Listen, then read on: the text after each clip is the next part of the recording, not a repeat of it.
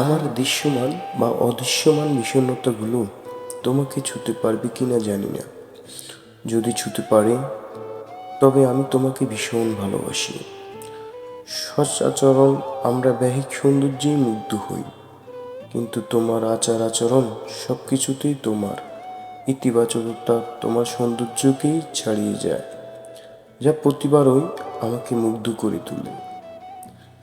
জানি না হয়তো এক আকাশ সমান হবে কিনা, কিন্তু তোমার জন্য আমি অনেকটাই ভালোবাসা সাজিয়ে রেখেছি।